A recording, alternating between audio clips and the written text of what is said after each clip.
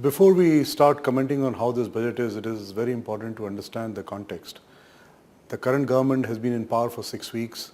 We face high inflation. The fiscal deficit has been an issue. The government wants to revive growth in a very meaningful way. Given all these things which have been served to the current government, not much was expected from this budget because the hands are tied behind the back. I think the finance minister was very, very clear when he started the budget speech that he does not want to manage his fiscal deficit by actually cutting expenses. He wanted, and he's shown an intent to manage the fiscal deficit by actually reviving the economy, by growing the economy, by increasing the revenues, and as a result, kind of manage this fiscal deficit. So first, some very good points in the budget are that very clear intent on managing the numbers of the government positively. He's already announced the fiscal deficit which he wants to see 3 years down the line. Over and above that, he has done a lot of work, even though there are only limited avenues which are available to him, to actually revive investment in terms of infrastructure, in terms of focus on the rural areas, in terms of ensuring that he's expanding education. He's talked about IIMs, he's talked about AIMS institutes, and so on and so forth. So the basic thrust of the budget is revive investment, revive manufacturing, ensure that some of the burning issues which are bothering the industry as a whole on tax terrorism, on retrospective tax, he's made his intent quite clear. So I also see very clear announcements on the fact that he will ensure the GST is implemented, he will relook at DTC, he will ensure that the tax laws are simplified, advanced tax rulings will become more a matter of fact rather than something which is an exception. A lot of thought process has gone behind that. A lot of thought process has gone behind putting money in all kinds of infrastructure projects, and that is, I think, a continuation of what we saw in the rail budget. Over and above that, obviously, he's gone after some of the specific industries where he's tried to raise some revenues. I also see a very clear positive signal to the common man. He's increased the exemption of ATC, he's increased the no tax limit to 2.5 lakhs, he's increased the PPF limit, and so on and so forth. So a very clear intent to give a signal to the common man that we understand that tax rates are high and we are trying to do something about it. He's also not changed the tax rates for the corporate sector overall.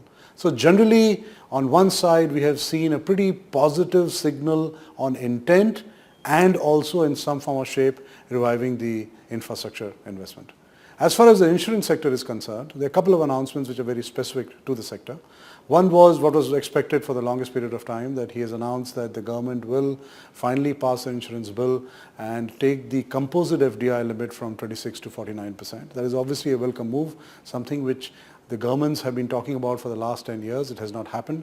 This particular government has a majority after almost 30 years, a full majority in parliament, a composite majority between the two houses.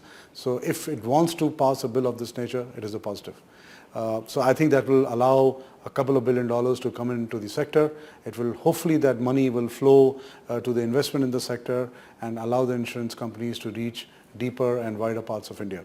Second, they've also increased, as I mentioned earlier, the exemption limit on ATC. So you will see, hopefully, the tax, this saving in tax which is going to the customer will lead to more investments in the insurance sector. He's also announced his intention to actually see as to how the insurance could penetrate more in the Indian industry. So I think he's talking about some consultation with the sector itself as to how the insurance penetration could be improved. A very interesting announcement has also happened where the banking sector has been allowed to raise infrastructure money. There will be no CRR, SLR. One of the key demands of the economy which the insurance sector meets is in actually investing for the long term. So obviously there is a clear recognition when he's announced this for the banking sector that we need to raise funds which can be used for creating long-term assets. And obviously the specific announcement has been made for the banking sector. We expect the finance minister and the government to be focused on ensuring that the growth in the insurance industry could also come back, because we are another very important sector which can invest money for the long term in long-term assets. Overall, a very, very positive budget, shows maturity, shows the clear intent of the government to revive the economy, shows the intent of the government not to announce populist measures, shows the intent of the government to protect the common man, And I do believe that given that the short time of 6 weeks they have had, they have come up with something which was better than expectations.